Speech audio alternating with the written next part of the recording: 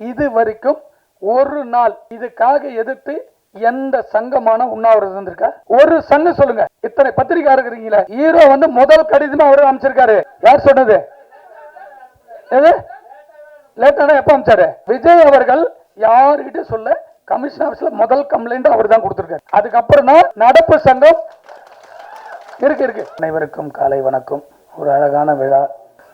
ரொம்ப இங்கே வந்த பிற்பாடு ஒரு சின்ன மகிழ்ச்சி இருந்தது. நிறைய சினிமா ஃபங்க்ஷனில் வந்து பிரேம் சாரை பார்த்துட்டே இருப்போம். முதல் முறையாக சினிமாவில் வந்து இணைந்து ஒரு படத்தில் ஒரு தயாரிப்பாளராக இருப்பது பெரும் மகிழ்ச்சி. காரணம், நிறைய படத்துக்கு பின்னாடி நம்மளுக்கே தெரியாமல் எவ்வளவோ பேருடைய உழைப்புகள் இருக்குது. அந்த உழைப்புகள்லாம் தெரியாமல் போயிட்டே இருக்குது. ஸோ இந்த படத்தில் அவர் வந்து ஃப்ரண்ட்டில் நிற்கும்போது உண்மையிலேயே மகிழ்ச்சியாக இருக்குது. அவங்களுக்கு மகிழ்ச்சி தெரிவிப்பது மட்டுமல்ல, அன்றைக்கி படம் எடுக்கிறதுக்கு தயாரிப்பாளர் எவ்வளவு பிரச்சனைகின்றதை ஒவ்வொரு வாரமும் நம்ம சந்திச்சிட்ருக்கோம். சினிமாவே யார் கையில் இருக்குன்னே தெரியல, அவ்வளவு பிரச்சனைகள் இருக்குது. படம் எடுக்கிறது கஷ்டம், படம் எடுத்துட்டு அதை ரிலீஸ் பண்ணுறது அதை விட கஷ்டம், அதை ரிலீஸ் பண்ண பிற்பாடு அதை வியாபார ரீதியாகவே அதை வெற்றி அடைகிறது அதை விட பெரிய கஷ்டங்கள் நாம் தொடர்ந்து சந்திச்சுக்கிட்டே இருக்கோம். அதையெல்லாம் மீறி இந்த படத்தினுடைய தயாரிப்பாளர் ஐயனார் அவர்கள் 2-3 ஃபங்க்ஷனில் அவர் பார்த்துருக்கேன். இந்த படத்தை அவர் எடுத்து திரையரங்கு கொண்டு வர அளவுக்கு அவர் வந்து தைரியமாக வந்து இந்த படத்துக்கு நிற்கிறாருன்னா, இப்படிப்பட்ட ஆட்கள் இருப்பதினால் மட்டுமே சினிமா நம்ம எல்லாரும் வாழ்ந்துக்கிட்டு இருக்கோம். இங்கே இருக்கிற அத்தனை பேரும் சினிமாவில் இருக்கிறதுக்கு காரணம் இப்படிப்பட்ட தயாரிப்பாளர்கள்லாம் புதுசாக வரதுனால்தான். பல லட்சம் தொழிலாளர்கள் மட்டுமல்ல, சினிமாவையே நம்பியிருக்கக்கூடிய எவ்வளோ ரசிகர்கள் இன்றைக்கி படங்கள் வந்து போயிட்டே இருக்குதுன்னா காரணங்கள்னால் இப்படிப்பட்ட தயாரிப்பாளர்கள்லாம் நம்பிக்கையோடு தைரியோடு வந்து படம் எடுப்பதற்கு அவங்களும் சப்போர்ட் இருப்பதனால்தான் இந்த சினிமா இப்பொழுதும் உயிரோடு இருந்து கொண்டிருக்கிறது. நம்மளும் உயிரோடு இருந்து கொண்டிருக்கிறோம். அதே போல் அந்த டைரக்டர் வந்து அவதார் பேரே வந்து டிஃப்ரெண்ட்டாக இருக்குது. நேற்று நைட்டு தான் ஃபோனில் பேசினார். முதல் படத்தினுடைய டைரக்டரையே ஒரு இயக்குனர் பாராட்டுறார் அப்படின்னு சொல்லும்போது, நம்ம இங்கே இருக்கிற எத்தனையோ பேர் நீங்கள் திடீர்னு கூட நாளைக்கு ப்ரொடியூசர் ஆகலாம். இதுதான் ஒரு விழாவினுடைய சிறப்பு. இப்படி இந்த வழி இப்படி சொல்கிற சொல் வழியாகவும் செவி வழியாக தான் ஒரு இயக்குநர்களுக்கு பட வாய்ப்புகள் தொடர்ந்து கிடைக்கும். அந்த படத்தினுடைய கதாநாயகனை 4 ஆண்டுகளுக்கு மேலாக அந்த படத்தை தொடர்ந்து சுமந்து கொண்டு எந்த தோல்வி இல்லாமல் ஒரு படத்தை எடுப்பது ரொம்ப ரொம்ப கஷ்டம் கிடையாது, ஈஸி. படம் எடுப்பது ரொம்ப ஈஸி, படத்தை வெளியே கொண்டு வரது ரொம்ப ஈஸி. அதை வியாபாரம் செய்வது மட்டும்தான் இங்கு கடினமாக இருக்கிறது. தெரிந்தவர்களுக்கு அது கடினமாக இருக்கிறது. காரணம், இந்த இயக்குனரை அன்பு தம்பி மகேந்திரன் அவர்கள் மனதார பாராட்டியிருக்கிறார். ஒரு இயக்குனர் இருந்தால் மட்டும்தான் அந்த படம் வந்து வெளியே வருங்க.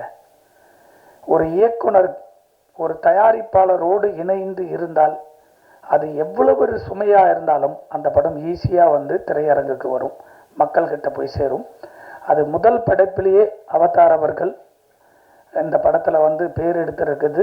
கண்டிப்பாக அவருக்கு வந்து ஒரு பெரிய நம்ம கைத்தட்டு கொடுக்கணும். ஏன்னா அவ்வளோ பெரிய உழைப்பு. நான் காலையில் வந்ததுலேருந்து பார்க்குறேன். அவர் எந்த ஒரு பந்தாலாம் இல்லை. ஃபஸ்ட்டு படம் பண்ணுற டைரக்டர்லாம் பார்த்தீங்கன்னா கதை சொல்லி ஆஃபீஸ் போட்டு கொடுன்னு எவ்வளோ நடக்குதுன்றது பார்க்குறோம் கண்ணுக்கு முன்னாடி. அதையெல்லாம் கடந்து ஒரு சினிமா கலைஞனாக தொடர்ந்து அவருடைய பணிவை பார்த்து நான் உண்மையிலேயே தூரத்திலிருந்து பார்த்துட்டே இருந்தேன். அவர் வாட்ச் பண்ணிக்கிட்டு இதை ஒரு அழகாக கொண்டு வந்து இன்றைக்கி படத்தை இசை விழாவுக்கு கொண்டு வந்துட்டார். அடுத்த ரிலீஸுக்கும் ஐயனார் சார் சொன்ன போல் ஈஸியாக அந்த படம் வெளியே வந்துடும். யாரும் வந்து வாங்கலையானாலும் சரி, பணம் இல்லைனாலும் சரி, அவர் கண்டிப்பாக அந்த படத்தை ரிலீஸ் பண்ணிடுவார். அவ்வளோ பெரிய ஒரு சினிமாவை நேசிக்கக்கூடிய கலைஞனாக அவரை பார்க்குற ஐயனார் அவர்களை. இன்னொரு விஷயத்தையும் இந்த மேடையில் சொல்ல ஆசைப்பட்றேன். இந்த டைலர் பார்த்தோம். உண்மையிலேயே வந்து இந்த படத்தினுடைய தம்பி மாஸ்டர் மகேந்திரன் வந்து நான் பல வருஷமாக பார்த்துட்ருக்கேன். எனக்கு ரொம்ப ரொம்ப ரொம்ப பிடிக்கும். இப்படிப்பட்ட கலைஞர்கள்லாம் பெரிய இடத்த வந்து அச்சீவ் பண்ணணுன்றது நான் முன்னாடியே பார்த்துக்கிட்டே வருவேன். ஒரு நல்ல சந்தர்ப்பங்கள் வரும்போது அதை கொண்டு போய் அவரையும் சேர்க்கணும் அப்படின்றது பார்க்குறோம். இங்கே தொழில் ரீதியாக மட்டுமே சினிமா பார்க்கப்படுவதனால் நிறைய பாதிப்புகள் இருக்குது. அதையெல்லாம் கடந்து வந்திருக்கோம். இந்த படத்தில் ஒரு கேரக்டர் நடிச்சிருக்காருன்னு பார்த்தேன் சொன்னாங்க வரும்போது. ஆனால் அவர் அந்த சாங்கில் வந்து அவ்வளோ அழகாக அந்த பர்ஃபார்மன்ஸ், அந்த டான்ஸ்லாம் பார்த்தேன். ஏதோ நடிக்க தெரியாது, சும்மா ஏதோ பணம் கொடுத்துருக்காரு, நடிக்க வச்சுருப்பாங்கன்னு பார்த்தேன். ரொம்ப அழகாக அதில் நடிச்சிருக்காரு. நீங்கள் சினிமாவில் போடுற முதலீடு உங்களுடைய நடிப்பு இதுதாங்க. இங்கே பல கோடி விட்டு தான் ஒரு இடத்த அச்சீவ்மெண்ட் பண்ண முடியும். எவ்வளோ பெரிய ஆளாக இருந்தாலும், அது தயாரிப்பாளராக இருந்தாலும் சரி, நடிகர்களாக இருந்தாலும் சரி, பெரிய இயக்குநர்களும் தான் நினச்ச கதையை எடுக்கணும்னா அவங்களும் உள்ளே வந்து போட்டால் தான் ஒரே இடத்துல வெற்றி கிடைக்காது. பல இடங்களை கடந்து வந்தால் தான் அந்த வெற்றியை நம்ம அடைய முடியும். இந்த படத்தில் கண்டிப்பாக ஒரு நடிகனாக நீங்கள் கவனம் செலுத்துனீங்கன்னா கண்டிப்பாக உங்களுக்கு ஒரு நல்ல லைஃப் இருக்குது, நடிப்புக்கான லைஃப் இருக்குது.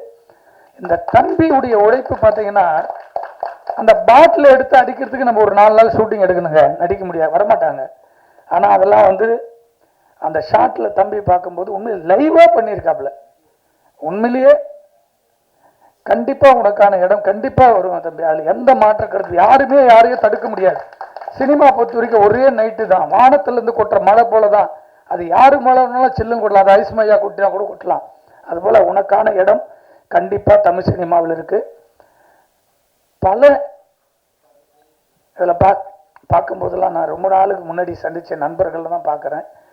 மாஸ்டர் சொல்ல தேவையில்லை, பாலகுமரன் அவர்கள் ஒரு அழகான சாங்கு எடுக்கணும்னா அவர் போல் ஷார்ட் கம்போஸ் பார்க்க முடியாது. என்னுடைய முதல் படத்திலேயே எனக்கு பிடிச்சாபல 2 சாங் எடுத்து கொடுத்தாரு. அப்படி ஒரு மாஸ்டர், அவர் பேசவே மாட்டார், ஆனால் அப்படிப்பட்ட ஒரு கலைஞன் அவர். இப்படியெல்லாம் இருக்கிறதுனால தான் சினிமாவில் அங்கங்கே அத்தி பூத்தாப்பில் ஒரு படங்களை நம்ம பார்க்குறோம். அதே போல் இந்த படத்தினுடைய கவிஞர் இருக்கார் கருணாநிதி அவர்கள். அவர்லாம் வந்து வரிகள் அப்படி எழுதுவார், கரெக்டான படங்கள், பெரிய படங்கள் அமையலை.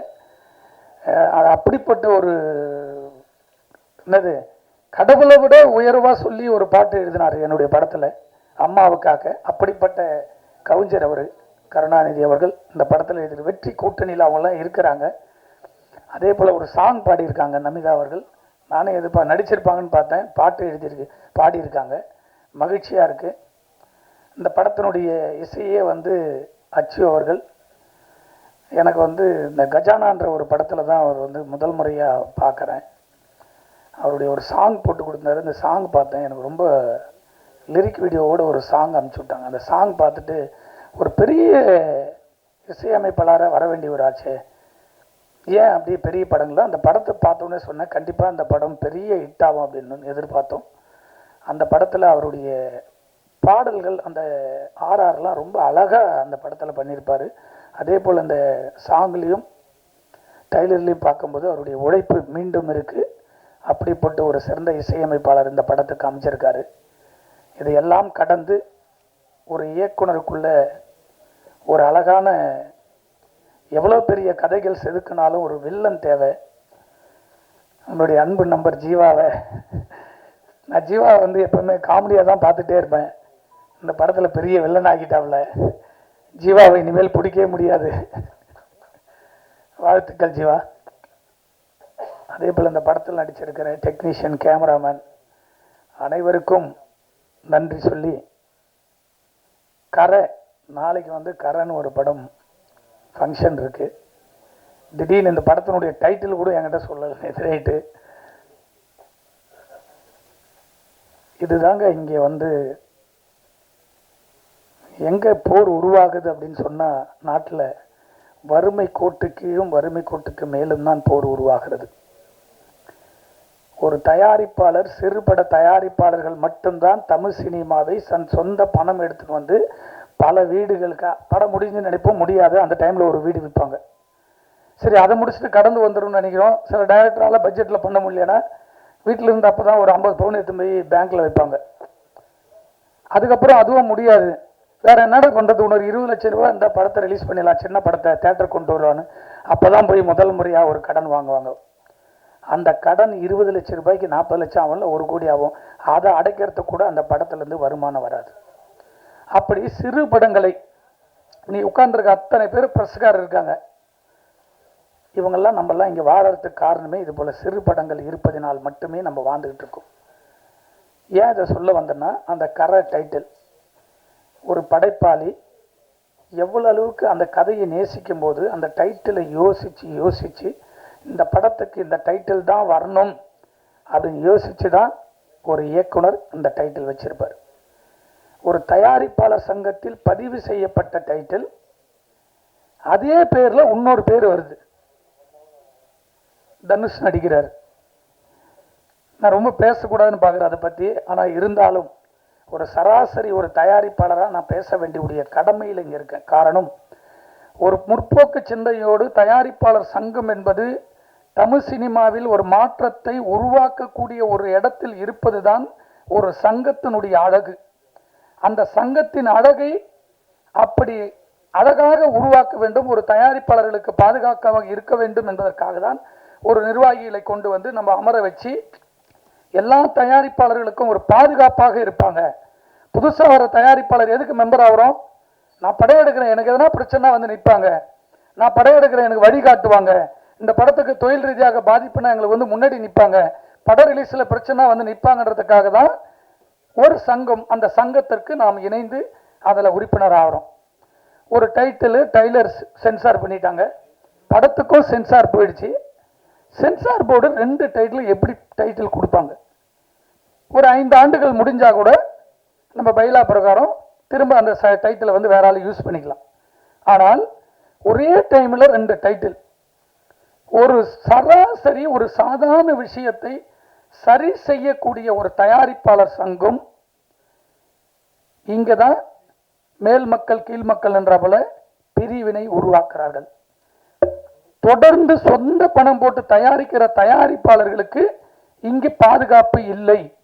ஒரு சங்கம் எப்படி பாதுகாப்பு இருக்கணும்னா, படம் எடுத்ததிலிருந்து படத்தை முடிச்சு வெளியே கொண்டு வர வரைக்கும் அந்த தயாரிப்பாளர்களுக்கு அரணாகவும் பாதுகாப்பாகவும் இருப்பதுதான் ஒரு தயாரிப்பாளர் சங்கத்தினுடைய கடமை.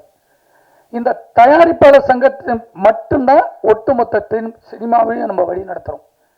அந்த சங்கமே ஒரு சாதாரண டைட்டில், இந்த டைட்டில் மட்டும் இல்லை, பல டைட்டில்கள் இதே பிரச்சனை வருது. எனக்கு ஷாக்காக இருந்தீங்க உட்காந்த கரை அப்படின்னு ஷாக் ஆகிடுச்சு. நாளைக்கு 31 படம் ரிலீஸ் ஆக போகுது. பாதிப்பு எங்கே வருது? ஒரு தயாரிப்பாளர் சிறு படத்துக்கு எந்த படமே சோசியல் மீடியாவில் தட்டினா எந்த படம் வரும்? நாளைக்கு படம் ரிலீஸுக்கு அப்புறம் நீங்கள் சோசியல் மீடியாவில் தட்டினீங்கன்னா திருமலை பேசியிருக்காரு டைரக்டர் அப்படின்னு போட்டிங்கன்னா தான் கரை வரும். நீங்கள் கரைன்னு போட்டிங்கன்னா தனுஷ் படத்துக்கு போய்டும் நேராக. இந்த படத்தினுடைய லிஸ்ட்டே வராது யூடியூப்பில் தட்டினா. ஆரி வந்திருக்காரு, இப்படி சிறு படத்தை ஊக்குவிச்சு வந்து இவர் பேர் போட்டால் தான் அந்த படத்துக்கு வரும். நீங்கள் கரண் போட்டுருந்தா எந்த படத்துக்கு வரும்? நேராக தனுஷ் படத்துக்கு தான் போடும். சோசியல் மீடியாவில் உனக்கு 5 டேஸ்க்கு அப்புறம் செக் பண்ணி பாருங்கள் நாளையிலிருந்து. அப்போ ஒரு டைட்டில் வந்து ஒரு பாதுகாப்பு, ஒரு கதைக்கு எவ்வளோ முக்கியம். அப்படி செதுக்கி வச்ச ஒரு டைட்டிலை பைலா பிரகாரம் சங்கத்தில் பதிவு செஞ்சு ரெனியூவல் முடியுதுன்னா ரெனியூவல் சங்கத்திலிருந்து ஒரு தயாரிப்பாளர்களுக்கு மெயில் போட்டு, சார் ரெனியூவல் டேட்டு முடியுது அப்படின்னு கேட்டுட்டு கொடுக்கணும். யாருக்கானா திரும்ப ரெனியூவலுக்கும் லெட்டர் கொடுத்தோம். இது வரைக்கும் அதை ரெனியூவல் பண்ண கொடுக்காம ஒரு சங்கம் இயங்கும்னா 22 பண்ண டைட்டில் முதல் முறையா தயாரிப்பாளர் சங்கத்தில் ஒரு புரட்சியை நான் பார்த்தது அன்பு நண்பர், என்னுடைய ஆர்வீர் நண்பர் விஷால் மூலம் தான் நான் புரட்சியை பார்த்தேன். ஒரே ஒரு தலைவராக பதவி ஏற்றுக்கின 10 நாள்ல எந்த சங்கமானாரு சினிமா வழி நடத்துறது இங்குதான் உட்கார்ந்து 6 மாசத்துல அவ்வளவு திட்டங்களை போட்டு யாருக்கிட்ட நம்ம பிச்சை எடுக்கக்கூடாது. படம் எடுக்கிற தயாரிப்பாளர்கள், படத்தை நம்பி நடிச்சிருக்க கலைஞர்களுக்கு அந்த படம் கிராண்டா வெளியே வரணும். கியூபில் போய் கண்டென்ட் கொடுத்துட்டு எங்க நிற்கிறோம்? அவங்களுக்காக 4 மணி நேரம் டைம் சொல்லுவாங்க ஒரு படத்தை பார்க்கறதுக்கு ஃபர்ஸ்ட் காப்பிக்கு. அவ்வளவு அளவுக்கு கொடுமைகளை சரி செஞ்சது விஷால் அவர்கள் மட்டுமே. அதன் பிறகு 5 ஆண்டுகள் ஒவ்வொரு தயாரிப்பாளர்கள் 200 கம்ப்ளைண்ட் இருக்கு தயாரிப்பாளர் சங்கத்தில். 10 வருஷம் தயாரிப்பாளர் சங்கத்தை மாற்ற முடியாதுன்றதுக்காக தான் இயக்குனர் சங்கத்திலிருந்து 10 ஆண்டுகளுக்கு மேலாக தொடர்ந்து பதவியில் இருந்து தவறு எங்க நடக்குதோ ஒரே நாள் அங்க மாற்றத்தை உருவாக்கணும். அதை கடந்து வந்து எங்கடா சரி செய்ய வேண்டிய இடம்னு பார்த்தா திரையரங்குக்கு போனா பிரச்சனை, கியூபுக்கு போனா பிரச்சனை, படம் மல்டிபிளெக்ஸ் தியேட்டருக்கு போனா பிரச்சனை, எங்க போனாலும் பிரச்சனை. சரி செய்ய வேண்டிய இடம் தயாரிப்பாளர் சங்கம். அந்த சங்கமே 5 சங்கமா பிரிஞ்சு போச்சு. பிரிஞ்சு போனாலும் பரவாயில்ல, ஒரு தயாரிப்பாளர்களுக்கு பிரச்சனை ஒன்னா நின்று குரல் கொடுத்து அந்த படத்துக்கு வந்து நிக்கணும்ல. சிறுபடம் அட்லீஸ்ட் ஒரு 5 பேரும் ஒரு மாசம் தேர்தலுக்காக வீட்டை குடும்பத்தை உட்காந்து ஓட்டு கேட்டீங்களா? எதுக்காக? இங்க தயாரிப்பாளர்களுக்கு 2 பேர் சங்கத்திலிருந்து ஒரு பொக்கை எடுத்துட்டு வந்து கொடுத்து ஒரு தயாரிப்பாளரை வாழ்த்தணும். அதுக்குதான் ஒரு சங்கம். அதை கூட செய்யறதுக்கு முடியலன்னா எதுக்கு நீங்க எல்லாம் பதவியில் இருக்கீங்க? பதவி எதுக்காக? மன வருத்தம். ஒரு வாரத்துல இருந்து நம்ம ரொம்ப மன உளைச்சல் இருந்தேன். நாங்க சினிமாவை நம்பி மட்டுமே வாழ்ந்துட்டு இருக்கக்கூடிய ஒரு கலைஞர். எல்லாரும் போராளி உருவாக மாட்டான். 1000 பேர்ல ஒரு ஆள் தான் போராளி உருவாகுவாங்க. அப்படி தொடர்ந்து தொடர்ந்து சினிமாவை வழி நடத்த வேண்டும் என்று பல முறை போர்க்குணம் கொடுத்துரும். இன்னைக்கு தயாரிப்பாளர் சங்கத்தில் 100 ரூபாய் இல்லை, கோடி கோடியா ஐநார் சார் சொன்னார், சார் இப்போ கூட ஒரு படம் ஷூட்டிங் ஒரு 5 லட்சம். இப்படிப்பட்ட தயாரிப்பாளர்கள் நீங்க பாதுகாத்து பாருங்க. 1000 தயாரிப்பாளர் சினிமாவுக்கு படையெடுக்கிறதுக்கு வருவாங்க. அப்பதான் மகேந்திர போல, ஜீவா போல புது புது இயக்குநர்கள் உருவாக முடியும், நடிகர்கள் உருவாக முடியும்.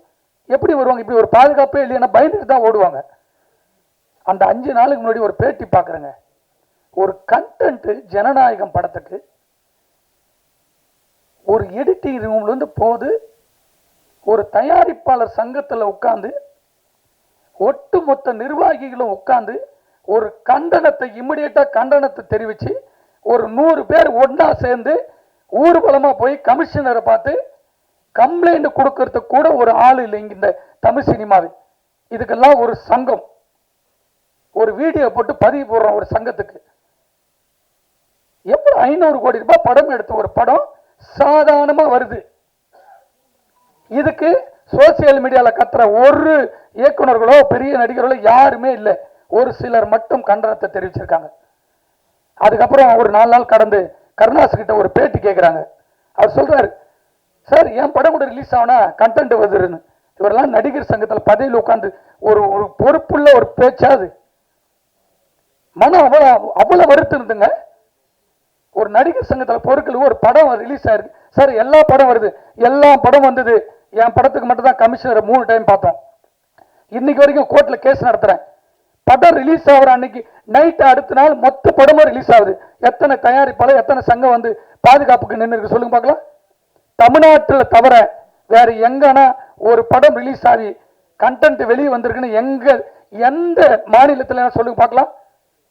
அப்ப தமிழ்நாடு என்ன எந்த நிலைமையில நிற்கிற சினிமாவுக்கு பாதுகாப்பு? ஒரு தயாரிப்பாளர்களுக்கு பாதுகாப்பு கொடுக்க வேண்டிய தமிழ்நாட்டினுடைய காவல்துறையும் அரசாங்கமும் தமிழ்நாடு தவிர ஒரு கண்டென்ட் ஒரு படத்தை ஒரு ஆந்திர மாநிலத்திலோ கர்நாடகாலையோ கேரளாலையோ பாம்பேலையோ ஒரு மாநிலத்தில் ரிலீஸ் பண்ண சொல்லுங்க பார்க்கலாம். இதை கூட தடுக்க முடியாம நம்ம எல்லாம் வந்து பல கோடிகளை போட்டு எல்லாம் படத்தை எடுத்து வச்சுட்டு வாரம் ஆடியோ ஃபங்க்ஷன். எவ்வளவு வேதனைகள்.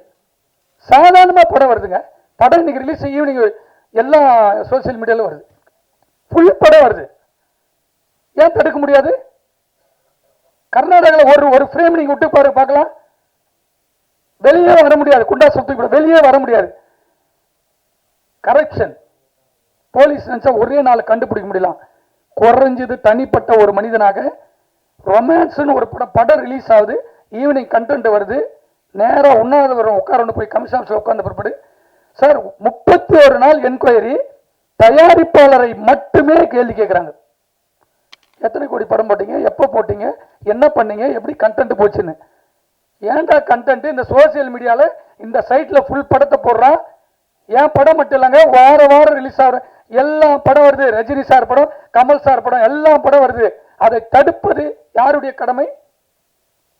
இது வரைக்கும் ஒரு நாள் இதுக்காக எதிர்த்து எந்த சங்கமான உண்ணாவிரதம் இருந்திருக்கா?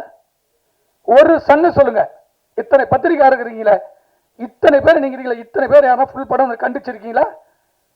இதையெல்லாம் வேதனையோடு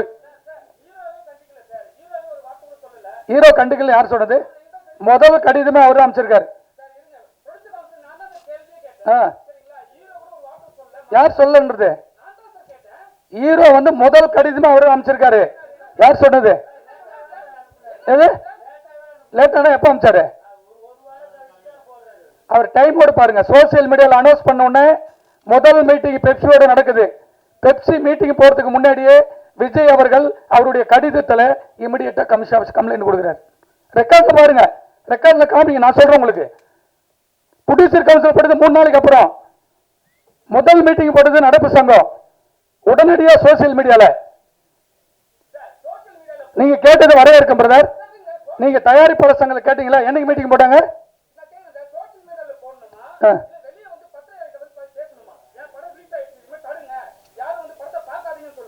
யார் சொல்லணும்? இன்னைக்கு தேர்தலில் வந்து அவர் வந்து பத்திரிகையாளர் சந்திப்பாரா? அவர் உங்ககிட்ட கம்ப்ளைண்ட் கொடுக்கணுமா? போலீஸ் ஆபீசர் கிட்ட கம்ப்ளைண்ட் கொடுக்கணுமா? சார் மீட் பண்ணலாம், இல்ல மீட் பண்ணலாம். எது விஜயெல்லாம் கிடையாதுங்க. ஏங்க நான் பொலிட்டிக்கல் வேற, நான் பொலிட்டிக்கல் வேற, நான் பொலிட்டிக்கல் வேற. நான் சொல்றது கம்ப்ளைண்ட் எங்க கொடுக்கணும்? கம்ப்ளைண்ட் எங்க கொடுக்கணும் உங்களுக்கு தெரியும். கம்ப்ளைண்ட் எங்க கொடுக்கணும்? அங்கதான் கொடுத்திருக்காரு. விஜய் அவர்கள் யாருகிட்ட சொல்ல கமிஷன் ஆபீஸ்ல முதல் கம்ப்ளைண்ட் அவர் தான் கொடுத்திருக்காரு. அதுக்கப்புறம் தான் நடப்பு சங்கம் இருக்கு. சோசியல் மீடியால இருங்க, சோசியல் மீடியால இருக்கு. சொல்லுங்க.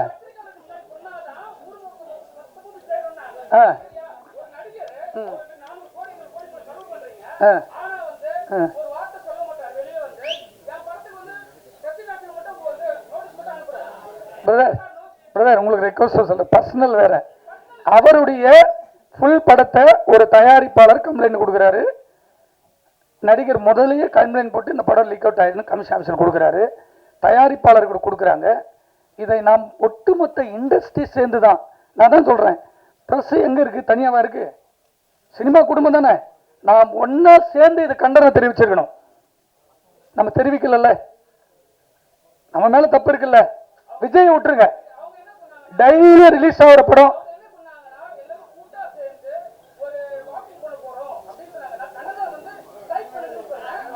சரி, நன்றி பிரதர். இது ஆடியோ ஃபங்க்ஷனு. இது ஏன்னா நியூஸ் வந்துச்சு, பரவாயில்ல. அதை மீறி இந்த சினிமா பாதுகாக்க வேண்டும். இப்படி ஐயனார் சார் போல பாதுகாப்பு நம்மளுக்கு தேவை சினிமா. அப்பதான் நம்ம வந்து எல்லாருமே வாழ முடியும். ஒவ்வொரு கண்டென்ட் வேற எந்த மாநிலத்திலும் வரல, உங்களுக்கு தெரியாதே கிடையாது நியூஸ். அது ஏன் நம்ம இன்னைக்கு வரைக்கும் தடுக்கல?